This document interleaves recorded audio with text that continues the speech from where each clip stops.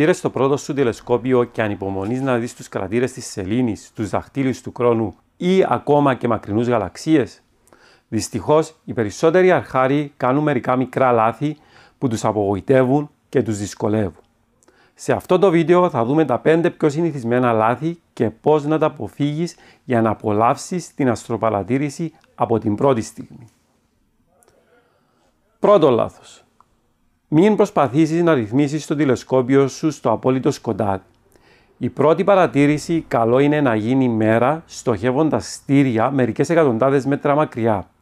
Έτσι θα εξοικειωθείς με την εστίαση και θα μπορέσεις να ευθυγραμμίσεις τον εντοπιστή σου. Δεύτερο λάθος.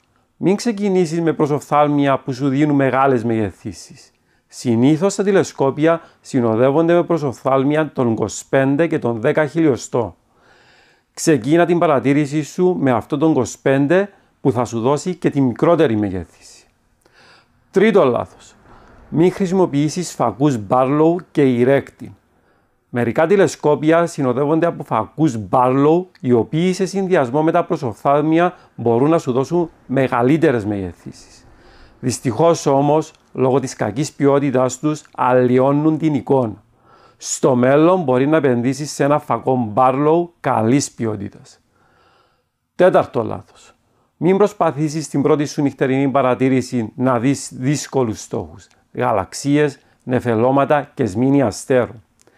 Είναι προτιμότερο να ξεκινήσεις από το φεγγάρι. Πέμπτο λάθος. Μην ψάχνεις δύσκολους στόχους μέσα από τη φωτορύπανση της πόλης. Για να δεις αμυδρούς στόχους είναι σημαντικό να επισκεφθείς ένα σκοτεινό μέρος, μακριά από τα φώτα της πόλης.